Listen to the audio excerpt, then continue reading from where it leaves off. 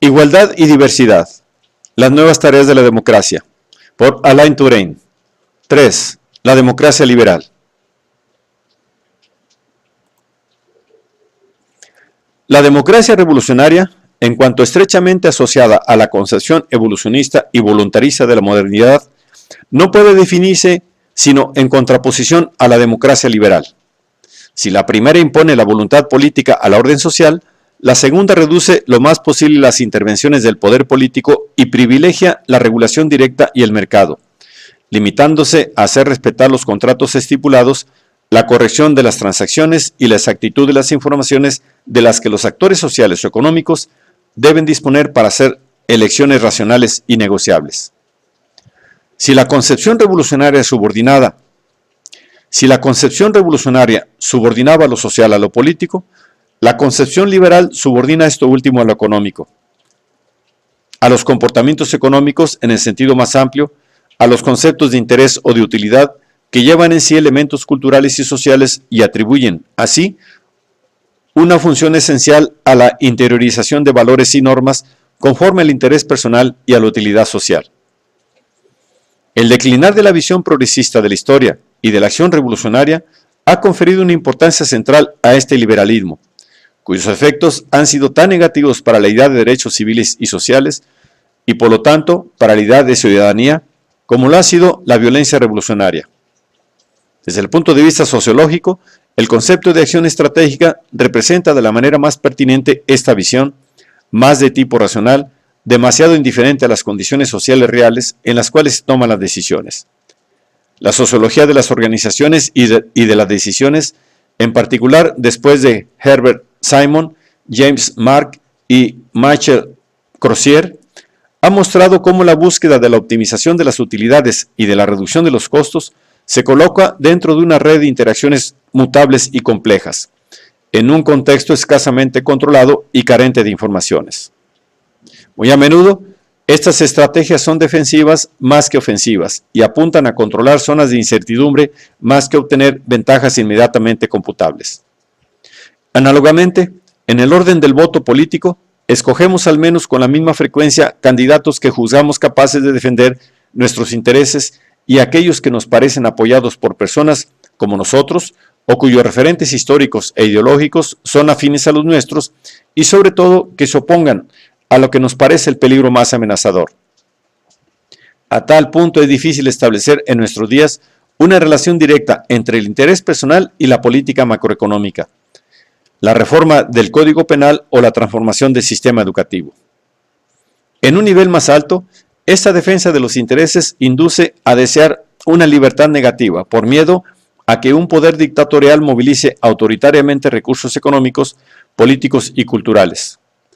Mientras los revolucionarios definen la democracia sobre la base del triunfo de una voluntad política, los liberales la conciben basada en la libertad de los actores sociales, y en particular, aunque no exclusivamente, económicos.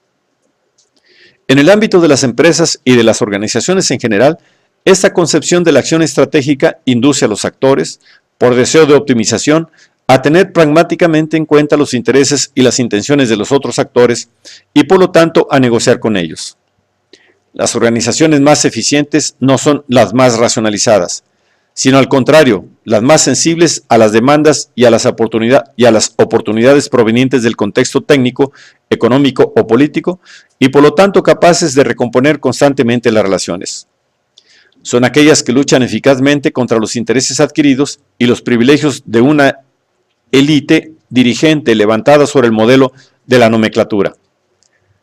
Muchos responsables políticos y muchos sociólogos tienden a definir como democráticas las redes de influencia más flexibles, las que mejor se adaptan a las mutaciones necesarias hasta el punto de identificar a la democracia con la administración de la complejidad y de la incertidumbre. Esta concepción es en apariencia exactamente opuesta a aquella aquí llamada revolucionaria. Sin embargo, la una y la otra no son del todo contrapuestas. Ambas se basan sobre una esperanza histórica. Ambas creen en el fin de la historia. En un caso, por el triunfo de la ciencia y de la técnica, en el otro, por el de la acción racional. En otros términos, revolucionarios y liberales tienen en común el hecho de sujetar la vida social a un orden que les es externo, el de la razón. Pertenecen, por lo tanto, los unos y los otros, a lo que se puede llamar política de las luces. Los liberales creen en la tendencia histórica hacia una creciente complejidad e incertidumbre y hacia transformaciones cada vez más continuas, pero al mismo tiempo más débilmente coordinadas, de modo que se hace imposible definir una sociedad muy moderna sobre la base de un tipo de organización social creada y modificada por elecciones racionales. Su filosofía de la historia afirma una tendencia a la desintegración del conjunto y a la contención de las intervenciones planificadoras por sobre una regulación permanente por obra de los mercados, de los compromisos o de una conflictividad limitada. Como los revolucionarios, también ellos quieren la disolución de un orden social considerado arbitrario o dominado por intereses privados. En un caso o en el otro, contra las desigualdades, las injusticias y la ineficiencia, se introduce un remedio no social, casi natural, separado de valores sociales y culturales. Revolucionarios y liberales desconfían del mismo modo de la conciencia, de las estructuras jurídicas, de las instituciones y más en general de los actores. Los unos creen en las interacciones prácticas, los otros en la liberación de las fuerzas productivas para derivar un orden social definido a un tiempo como injusto y arcaico. Que la razón sea la del despotismo ilustrado o la del mercado bien organizado y controlado, comporta notables diferencias entre las dos concepciones de la democracia, pero deja subsistir un buen número de elementos comunes a ambas. El más importante es que revolucionarios y liberales creen en el triunfo final de un orden racional, consecuencia de la reducción más o menos rápida de las desigualdades, de los privilegios y de las formas arbitrarias de autoridad y de poder. En esto, los herederos de Tocqueville no son diferentes de los herederos de los jacobinos. En ambos casos se revela la mínima esperanza en una sociedad transparente, regulada por principios universales. Tal afinidad aparece todavía más clara donde se contraponen estas dos familias de los nacionalistas de cualquier tipo, que subordinan la organización de la vida social a la defensa de una identidad, de una especificidad y de una tradición histórica y cultural. La contraposición entre todas las concepciones populistas y nacionalistas y el conjunto formado por liberales y revolucionarios es más profunda que la que divide a estas dos últimas categorías.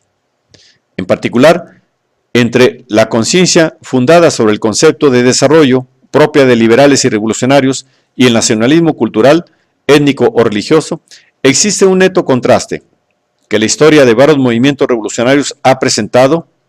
Así, Farhad Khosrokhavar, en el caso de Irán, como brutal vuelco de una hacia el otro y como anquilosamiento del movimiento social revolucionario, como brutal vuelco de una hacia el otro y como aniquilamiento del movimiento social revolucionario, así como de las fuerzas políticas liberales en favor del poder postrevolucionario que se vuelve teocrático. Este pasaje del movimiento social y de la política liberal a una dictadura cultural, nacional o religiosa, nos obliga a reconocer los vínculos entre movimiento democrático, acción revolucionaria y política liberal. Los tres se inscriben en la modernidad política que he descrito, y cuya fuerza y creatividad quisiera evocar antes de demostrar su declinar. Democracia y nacionalismo, sea histórico-cultural, son incompatibles, mientras que liberalismo y revolución se contraponen solo parcialmente y en el interior del modernismo progresista. Que el liberalismo esté investido de esperanza histórica, tanto como lo está el espíritu revolucionario, se nos hace casi evidente en estos últimos años, después de la caída del imperio y de la ideología soviéticos. El final de la Guerra Fría ha hecho triunfar la idea de la globalización y, por consiguiente, de la superación de los imperios, de los vínculos estatales, alguien agregaría, no sin ingenuidad, de las guerras, favoreciendo la creación de un mundo unificado por los mercados, por las comunicaciones de masas y por la creciente preocupación por las amenazas que gravitan sobre la vida en la Tierra. Al proletarios del mundo unidos hace eco un consumidores o habitantes o seres humanos de todos los países unidos. Las utopías racionalistas cambian de contenido o de efecto, pero todas permanecen fieles a la idea del fin de la historia, por lo tanto de un sentido de la historia que lleva necesariamente, para no hundirse en la barbarie, a sujetar la vida social a un principio racional de regulación de los cambios sociales. La concepción liberal lleva en sí, entonces, los mismos principios que la concepción revolucionaria y atrae las mismas críticas que ésta. En ambos casos, una visión global y no social impone la propia lógica a un orden social definido de modo puramente negativo, por la explotación o por la tradición, lo que elimina la idea de actor social.